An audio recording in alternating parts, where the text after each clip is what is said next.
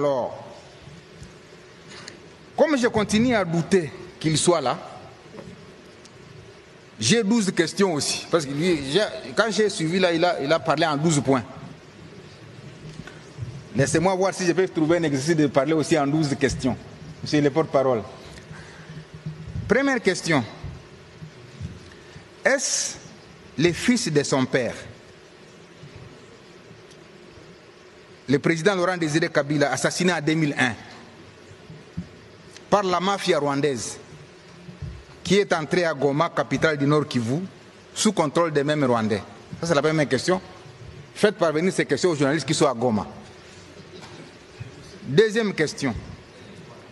Est-ce le fils de Musée qui a relancé le dialogue de Sun City en 2002 et qui a ramené les rebelles près de lui en acceptant la formule 1+4? Amenez cette deuxième question à Goma. Troisième question. Est-ce le fils de Laurent Désiré Kabila qui a affronté et vaincu l'insurrection de Gilles Moutebousi et de Laurent Kunda en 2004 à Bukavu? Quatrième question. Est-ce le fils de Musée qui, à mon avènement à la tête de la province du Nord Kivu, comme premier gouverneur élu, a piloté les opérations contre Laurent Kunda? Cinquième question.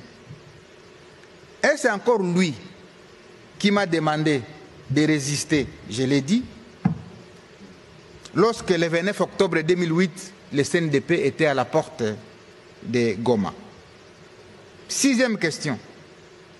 Est-ce le fils de Musée qui, en janvier 2009, a demandé l'arrestation de Laurent Kunda par l'armée rwandaise et accepté l'arrivée de cette même armée au Nord Kivu à travers l'opération Umoja-Wetu, je l'ai dit, du 25 janvier au 25 février 2009, et consécutivement, est-ce le fils de Musée qui avait demandé au président de l'Assemblée nationale de l'époque de démissionner parce qu'il n'était pas informé de l'entrée des troupes rwandaises? Septième question. Est-ce le fils de Musée qui avait demandé à son ministre de signer les accords de paix le 23 mars 2009, lesquels accords sont à l'origine de la création du mouvement M23? Huitième question. Est-ce le fils de Musée qui a ordonné au général Etumba de concevoir l'opération Pomme Orange qui a mis fin au M23 le 5 novembre 2013, d'où mon arrivée le 6 novembre 2013? Neuvième question. Est-ce le fils de Musée qui a radié les officiers M23 de l'armée pour qu'ils se retrouvent aujourd'hui à leur côté pour sa sécurité? Dixième question que vous allez amener à Goma. Est-ce le fils de Musée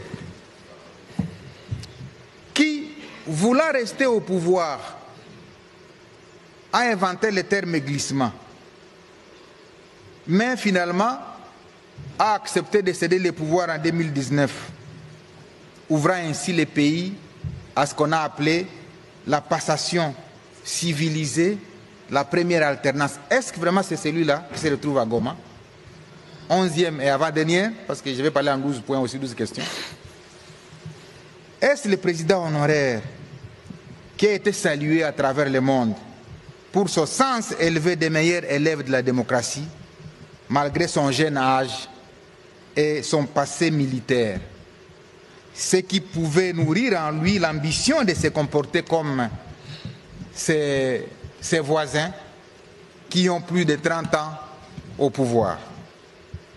Et 12, enfin, est-ce que c'est cet homme, jadis considéré comme grand esprit, qui se trouve réellement aux côtés de ces bourreaux d'hier,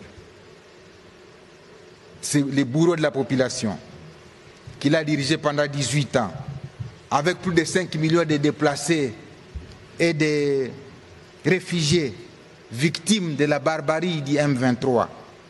Est-ce encore lui qui a pleuré le colonel Mamadou? Est-ce encore lui qui a pleuré le général Baouma? Non.